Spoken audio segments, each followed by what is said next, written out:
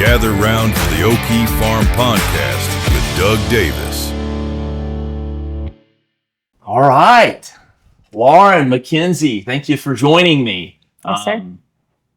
So, have y'all ever seen any of these up to this date? Have y'all watched any of these podcasts? Just started a few. Okay. All right. So, one of the things that we typically do, we don't always do this. We've had a couple of exceptions, but most of the time, you guys are coming in fresh. Like, we didn't prepare any questions, and so, you know, the whole spirit of this is really just to learn from y'all, to hear some of your stories, to learn more about y'all. And today, I think most people listening are going to be super excited because you know what? If there's one thing that I hear from people that they get most excited about the farm, y'all want to guess what that is? My animals. The animals. Everybody loves the animals. And so you ladies run the vast majority of our animal operations here at the farm. Lauren, you know, you've been here since pretty much almost day one. Mackenzie, how long have you been here now? Almost a year and a half. Almost a year and a half. Golly, time goes by fast. So this morning, you know, I would love just to take a few minutes, and maybe Lauren, we'll start with you as the elder stateswoman. Like, how did you hear about the farm, and like what was it like to go from not knowing anything, being from Folkestone and being in this area and learning about the farm and joining us? Like, walk us through what that looked like for you. Well, I probably got a similar experience to a lot of people who would have come out to check it out as being a complete bystander. I met Mike working at Ace Hardware. Me and my husband had just moved to Folkestone, and I worked at Ace Hardware for a time, and I met Mike and had, you know, cut it up with him and gotten to know him some and helped him out several times. And he kind of... And hold on, but we haven't interviewed Mikey yet. So for those who don't know, Mikey was the OG of the farm. He's kind of the lead superintendent, project like Jeff's manager, number one boots on the ground guy. Yeah, he's been around forever. Yes, so, okay, exactly. Sorry Yeah. to interrupt you, but no, absolutely. It's good to know who he is. So he kind of recruited me in a sense, and he at the time Jeff was interested in having somebody come out here, but live out here for what he was wanting to fill. And I turned Mike down a couple times. Yeah. And came out to visit just for the fun of it. And Mike toured me around, and I think Nicole did too. And I was in awe. Yeah. I was in absolute awe. It was like kind of childhood fantasies, you know, and I was like, dang, I wish I was in a position, you know, where that would be realistic for my family, but it wasn't to move out here. And, but then he came after me just one more time, and you know, Jeff had changed what he was. It was actually, he was looking for help for Nicole in the garden at that time. Yeah. And so I came on board. It was just over 4 years ago now. Wow. And so my very first summer, I actually worked on the garden team, and then so about 3 or 4 months in, kind of made a full-time switch over to animals, which at that time we had 4 pigs, a handful of chickens. We didn't have cows yet. I think that's literally it. I think it was maybe a couple geese. I think I don't even think we had geese at that time. I think it was just the chickens and pigs. Yeah. So since then we've expanded quite a bit, and you know, I've seen a lot of ebbs and flows and changes and growth, and it's been a journey. It's been awesome. Yeah. But yeah, so that would have been roughly 2022, right? Yeah, I believe it was. So we would have had all of our animals. It was olives over there. Nothing. All the animals would have been right here where my cabin is. I think everything was here. Even everything that we did for garden was kind of like we were right at the building blocks of like figuring out what we wanted to expand everywhere else right before, you know, construction. 2022 is when I broke ground, starting the standing gardens and that whole area over there. Yeah. Well, that's kind of neat. So I want to come back to your story, but Mackenzie, so tell us about how you got involved with the farm. So it was also kind of a similar crazy story. I had always wanted to work on a farm growing up, but like I never really knew where to find it because I was like moving a lot. But when I came out to Kingsland, I was working at Lowe's and I was selling carpet. Okay. And Lauren came out with her husband and one of her dogs. And it's one of her dogs that's not super friendly with people. And 2 Lowe's. Yes. Okay. Yes, Right. but she does it so she can kind of acclimate him with people and get him used to them. Okay. Yeah. So I was selling carpet and her husband came up and they were talking to me and I don't even think I was supposed to work that day. So it was like kind of crazy. Kismet. Yeah. But her dog just like came up and started sniffing me and being friendly with me. And I just kind of interacted in a way that she was just like, have you ever thought about working with animals on a farm? And I was like, it's honestly my dream. Like, are you joking? She was like, no. And she gave me her card. So then I reached out and here we are. Wow.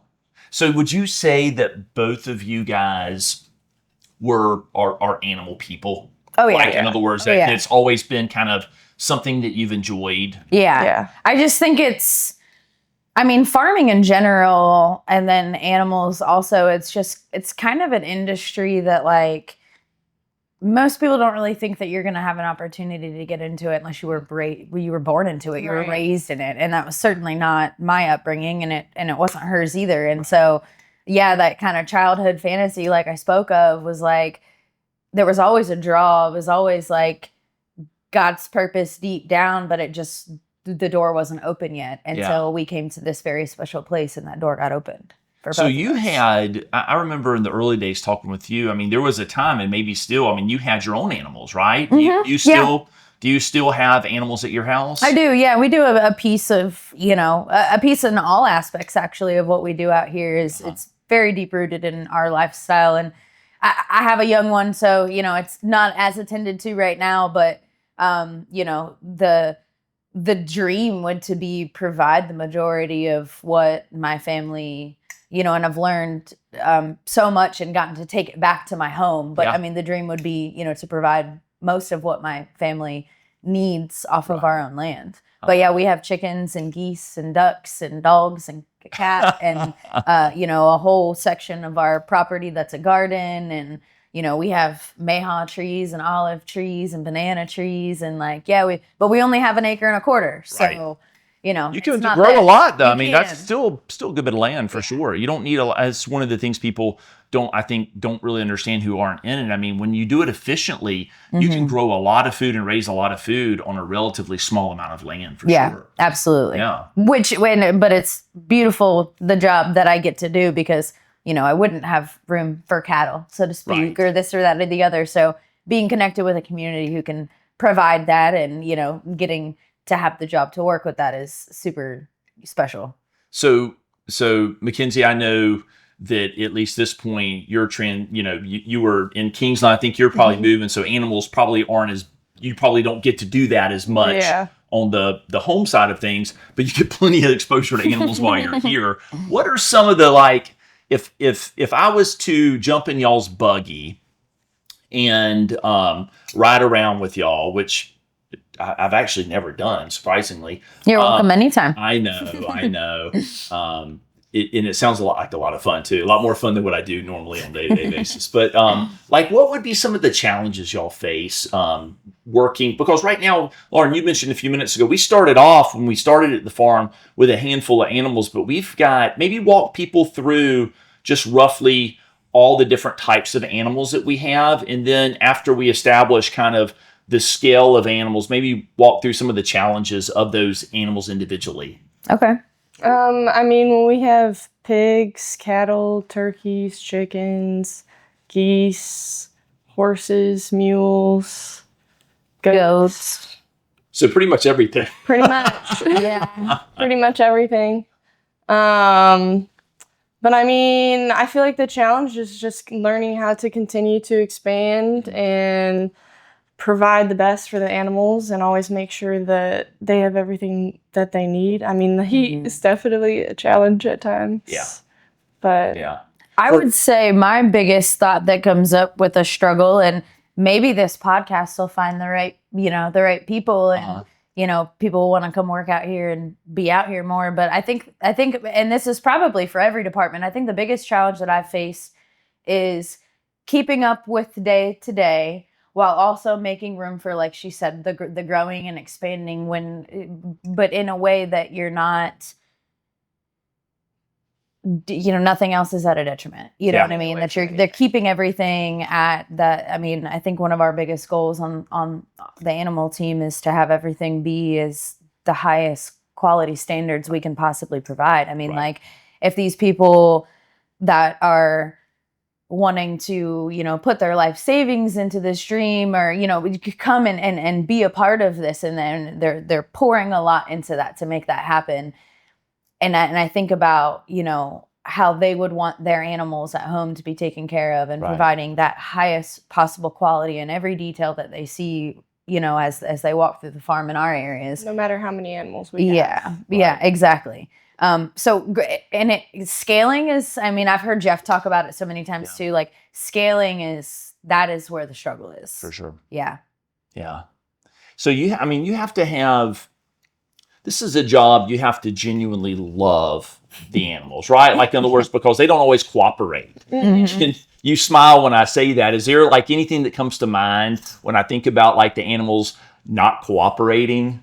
Any funny stories or challenges? I feel like is the biggest one, just because they're not a domesticated breed, so like they're special. They got some energy. They're a little wild. They have their interactions, and they have big horns, so they're incredibly dangerous animals. Yeah. So every time you feed them, they're always, they're aggressive. So you just have to be careful, and when working them and banding them and moving them like we did recently, it's another level of that. Yeah. But I think what you need to bring to that is you have to have an incredibly level head with this job, whereas you can't get overwhelmed and distracted over the excitement, and then you also can't get overwhelmed and distracted in the mundane. I mean, there's days like that where, you can't let factors get in your way of accomplishing the job, and then there's days like I'm sure we'll have after today where it's going to be a very normal day, but it's, dog days of summer. Yeah. And you also have to not let the things that make you uncomfortable keep you from providing the quality that you do when you're comfortable, when you're not, when things go your way, when they don't. Yeah. But yeah, I think when it comes to the animals and their behavior, you have to think ahead of them. And so one thing that this job really does require, and it's not to be exclusive or anything, but is an animal instinct. You really do have to understand different animals and kind of the baseline of their survival mechanisms, because that is what fuels how they behave and how they interact. And if you push too far in the wrong direction because your instincts aren't in line or you're not locked in, you can pretty much just wash your project out. So like if you didn't have, when we went and banded our cattle, our baby boy cattle that are going to be steers and raised for beef for our residents, if not everybody went in with the ability to read animal behavior, the patience, the diligence, that day could have easily been a wash, because once the animals get too worked up or too out of what you need them to do, you're only going to harm them yourselves. You know what I mean? Like a lot of, so just the same with the pigs, like you have to think so far ahead of them to where they basically don't have any other option but to do what you want them to do, because another one of our key things that we do is respecting the animals and how we work with them. You know what I mean? And so preparation and having that instinctual move this way to get them to move. You know, and it's there's very much like, it's not a science, but it's very much, there's something to it, you know. A lot of preparation. Yeah, not anybody can just go in and do it. Yeah, it's a lot of body language. Animals are all about body language. So that's really interesting for me, at least, because I've never really thought about that before, right? Like, I love the way that you're describing. I mean, you're bringing to life for me, and hopefully for those people. I mean, a lot of times we think about subjugating our will on on the creatures, right? Like in other words, I'm trying to teach my toddler about this. Exactly. And what you're describing to me is more of a dance. You're People think you can walk up and pick up a chicken and put it back where it belongs. right. Where we would use our body to control the chicken, use a fence line to, you know what I mean? Right. Like you're using your tools and you're using your knowledge of the animal to get them, get them to seamlessly do what you need them to do. It's an art. Yeah, like she said, it's like instinct. I mean, they're thinking about survival, and like we have to empathize with what they're thinking about. Yeah. Because they're not doing it to be personal with us or like doing it to be intentional. Right. Like they can bring themselves to have heart attacks out here. So like we have to be aware of that and like prepare in advance to make sure they're calm enough to where they can be receptive to what we're asking them, if that makes sense. Yeah. I mean, it makes perfect sense. And this is a fun direction I would have never anticipated because again, I've just never really thought about this before. So Mackenzie, you're describing a condition where not only are you not subjecting your will upon them, but you've got to think through ahead of time what you're doing, how you're going to do it, but then you even have to consider presumably the body language and the way that they're responding, not just because you're feared for your lives, but you're describing a situation to where y'all are feared for their lives as well. Yes, 100%. Say a little bit more about that. That's really fascinating. I mean, every single animal out here could absolutely be pushed to heat stroke. Every single one of them. Think about how your body reacts when you're in your fight or flight mode. Yeah. You know, your heart rate is elevated, your blood pressure is elevated, everything is going into like a hyper, awareness, and it's the same for them. And so if you continue, it's like I was saying with like the cattle, like if you just push and push and push and push, right. Like you can use exhaustion as a little bit of a tool sometimes, which is really cool. Right. But you have to be keenly aware of what's too far because they can absolutely drop down and then you're playing a whole different game. Right. Then you're playing a recovery game. Wow. Even our I would say every single one of them, if they weren't provided the proper shade or the proper water level, it's brutal down here in the summer. So you don't even have to be trying to work them to overexhaust them. So it's a lot of little things you have to pick up on. Right. Yeah, that's a fun little segue. I really like that. So as you're thinking about like working these animals, I'm sure you guys are like visualizing what you're actually doing. So if I know as a I know you're a parent. You only have one, so it's easy. I have four, and you can't pick a favorite child, right? Right. Even though they like to ask you all the time and claim they're the favorites. But if you did have to pick maybe one of the higher, your higher favorite ones to work with, what would y'all individually select if you could only pick one to work with? Is that too hard of a question? I feel like there's pigs. Okay. Yeah. I feel like, I would say cattle or pigs probably. Yeah. I feel like the bigger animals, it's easier for me to empathize with their instincts because chickens don't always have like the most thorough thought process, There's just a few too little brain cells to wrap our heads around. They really are. I've had a lot of experience with chickens too, and they really are, that'll say in bird brain, like that's a real thing for a real reason. Like they really are not bright, but the larger animals are very, very smart. Yeah. So the pigs for you, and then either the pigs or did you say cows or horses? Cattle. Yeah. Okay. Yeah. Got it. So speaking of, y'all selected, pretty much all of our animals are also being raised for protein along with the regenerative practices here on the farm. Talk me through, first of all, I've never asked y'all this, and so hopefully this isn't offensive, but are y'all omnivores? Do y'all eat both vegetables and animals? Yeah. And walk me through, because there's at least some people out there that may, in their minds, be confused how that you can obviously love these animals the way that y'all were talking about loving and respecting and caring for and being thoughtful over. Like, how do you reconcile that with also eating animals as well. Like, how do y'all think about that? I mean, honestly, for me, it just goes back to spiritual, because in my mind, like, God gave me all of these things to take care of myself and keep myself healthy, and animals was a part of that, as well as like the plants of the earth. Right. But he also gave me a responsibility to have respect over those things. So like he gives us dominion over the animals to watch out for them and take care of them. So like my responsibility is to come in with love and respect, and to like show up in a certain way to provide certain things for them and love them in their life.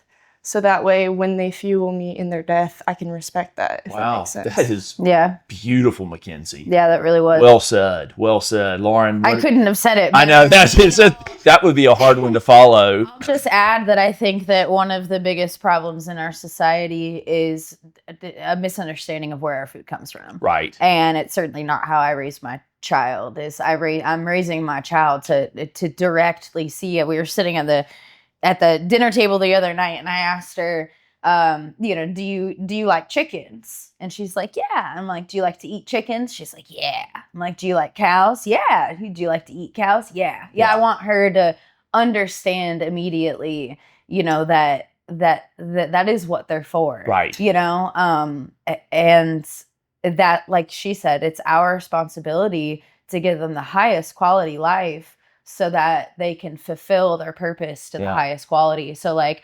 when it comes to like stores and stuff, not only do we have this disconnect from where it comes from, it's also being done in some of the poorest qualities you could possibly imagine. Like if people knew where their food came from, they wouldn't eat it, you know? And so this is a way that I can lay my head on a pillow at night and know that my family, myself and my family, are fully understanding our place in this world, and having full respect and stewardship for it. First of all, well done. I mean, the answers that y'all gave were incredible and inspiring, and as each of you were talking, so many like things are firing in my head and in my heart, and Lauren, I'm thinking about two things that popped in my mind when you were talking. The first one, I'm going to remind me that the second one was about the harvesting side of it. But the first side, I just want to talk about a little bit, because you brought something up that I was not even thinking we'd ever even approach, but this idea of this disconnectedness from where our food comes from. And that resonates with me because over my lifetime, I've been a hunter and a fisher, and I've had many conversations with people about harvesting game and stuff like that, and often, and I don't want to cast too big of a net, but often it will be a person who says, "Well, how could you kill one of God's animals like that?" And whatever, everyone's heard it framed in a certain way,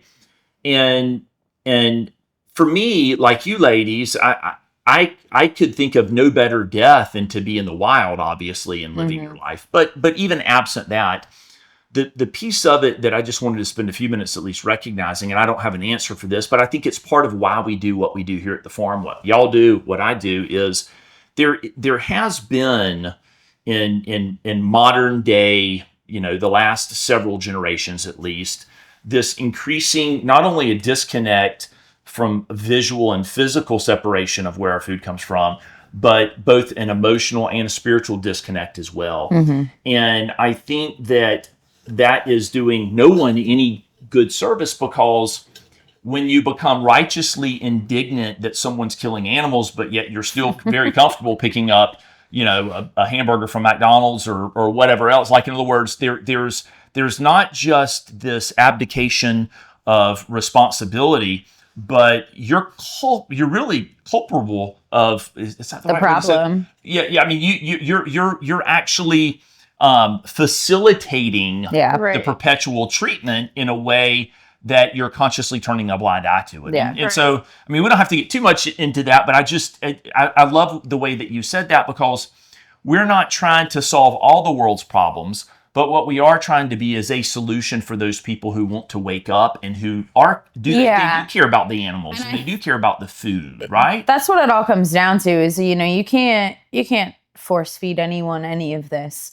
there has to be a part of them, like you said, that wants to wake up. Yeah. There has to be a part of people who are involved with this or can even like accept the things that we're talking about. It has to be in them. Yeah. Willingness, So Yeah.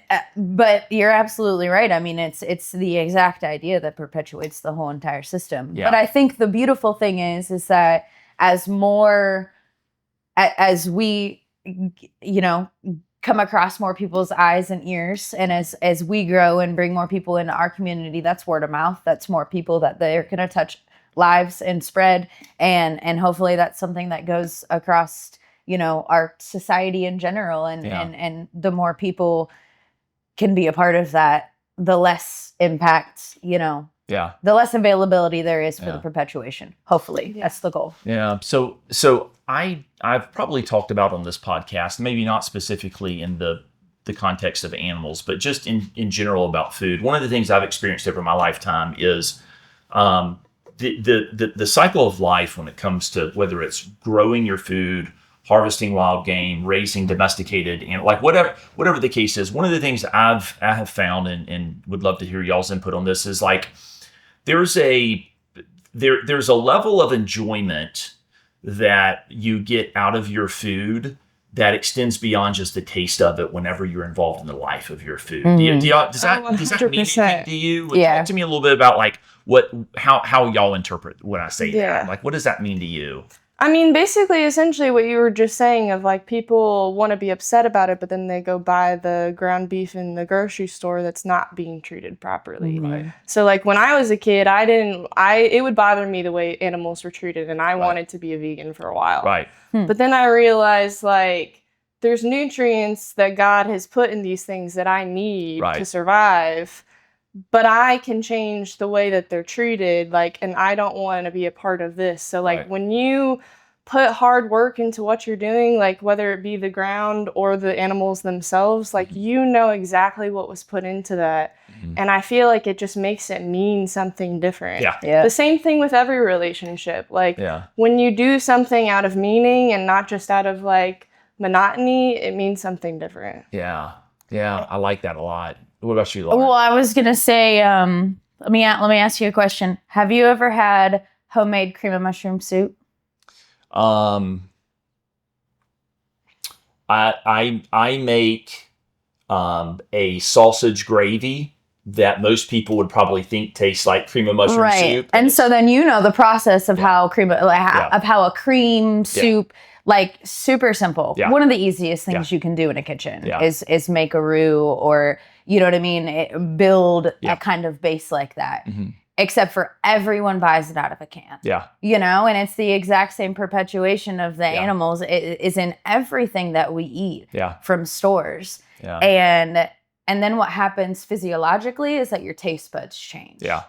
Your literal taste buds change. They get, what I like to think of it, seared by the quality of food that we eat. Mm. And so then when you experience, like I've had a lot of people be like, wow, like that's a lot when they eat home cooked, homegrown. Yeah. You know what I mean? They're like, oh, well, that's a lot. And it's like, you'll adjust to it. You know what I mean? Like eventually that'll taste really good. Yeah. And your palate will be, and the same is reverse. Like I taste something that is out of the norm processed for me. And I'm like, whew, like that's a lot, you know, because I'm not used to that. Yeah. But I just think it's interesting. It goes much further than just animals and how, I mean, everything is about convenience and so much quality is lost in that, unfortunately. I think it also builds people's confidence to do things themselves. Yes. Like, I feel like the more I'm trying to get to the lifestyle where I'm not buying things in stores and I'm making it myself, like that builds confidence in me, because in my head I've always thought, like, what am I going to do if I don't have this? Like, I'm going to be out, or like if a store is out, or if something in the world happens and the store shuts down, like I'm going to be screwed. But like at the end of the day, if I set myself up for success and instill this confidence in me that like I can provide all these things that the store can provide, if I just have like the base things, then like I don't have as much fear in myself into my life.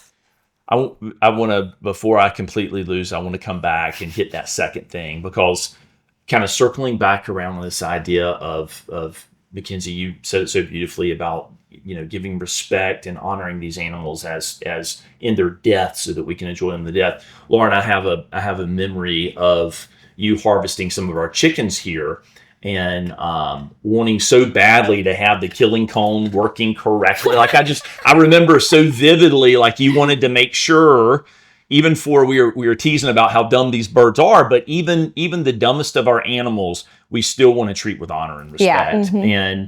And those things, as silly as it sounds, comes out in the way that they taste as well, I think. 100%. I mean, I think it's true. So, well, I know that was probably a direction y'all probably weren't expecting that we were going to take it. But maybe as we kind of think about beginning to wrap up, I think, can y'all, Mackenzie, you've sent me some just incredible photographs of new calves being born, or Lauren, you've sent some beautiful sunrise pictures. Like, as y'all think back over, Mackenzie, your last year and a half and your last 4 years, are there a few highlight moments that you've either captured in film or you've just cherished in your own heart? Like, can you share one or two things that just, if you had to pick one or two things, man, that was, and it could be as simple as a sunrise or as complex as watching a calf being born. Like, what would be a few things that y'all would note? What immediately comes to mind, it would have only been able to be captured on video, and I probably have a couple videos of it, but we went out to, this is a few years ago, we went out to the pasture pretty early, 8:30, 9 o'clock, and a calf had just been born. And it was like the whole herd was... in the moment, I was a little fearful for my safety because they were... protective. Well, I think they were celebrating. Oh, okay. I think they were celebrating. Like, thinking back on it over my years of being here, I have a different feeling of that moment. I mean, I was hiding by a tree, that's for sure, because they were just running everywhere and throwing their heads. And, but I think they were celebrating. Wow. There was also another moment, and I'm sorry, they're both cattle. It's not, biasness or anything, but it just so they've got big personalities. When we move cattle, sometimes they don't always play the game. Right. You know what I mean? Sure. And so we had a calf that got separated for a couple of days. It was already weaned and everything, but herd mentality, right? It's very strong. And so this calf did not appreciate being left alone for a couple of days in a pasture by itself, but it helped us get it out and get it back. And the way that the mom ran to the baby and the baby ran to the mom, and then the way that the whole herd joined in on the, like, another moment of like celebration, So I think it's just, I love moments like that because it reminds me that although they're not human and they might not have as much awareness and consciousness towards our world as we do, they have a heck of a lot. Right. You know what I mean? And like, things matter to them. Yeah. And, like, they're very much living creatures, and it's an honor to get to facilitate their lives. Yeah. That's beautiful. Mackenzie, how about you? I honestly don't think I could pick one thing. I feel like there's just little moments in every single day, whether it be the sunrise or sunset, or just like a moment when I'm like sitting there in the shade and like listen to the birds. Like, I don't feel like it's one or two things that I could list out. I feel like it's just being connected with God's creation and just like the movement of energy. Like, it's a symphony. Like, if you sit and pay attention, like, it's all art, and I can't boil it down to one thing. You've spoken some very beautiful things, and it's hard to, I kind of don't want to do anything else. I kind of want to just leave it there, because that was such a way to distill down what y'all do and the way that y'all enjoy it and the love that y'all bring. It's felt by others, it's felt by the animals, and we really appreciate y'all. So Mackenzie, you said you had started listening to one of these things, so you haven't heard one to the end. The way that we end these podcasts is each of us will pick a word that is a proxy for the way that we're feeling either about the podcast or about the way that you're feeling right now. Just a single word, an emotion. Doesn't have to be an emotion or something. And then so you say that word and you say, "I'm out," and then that's the way we end it. And so so I'll invite you girls, if you'd like to go first, or if you want me to go first, I I can do one. I'll start. I'll start to help you because of the beauty of what you said. I'm gonna say symphony. I love the way you describe that symphony, and I'm out. Okay. Hopeful, and I'm out.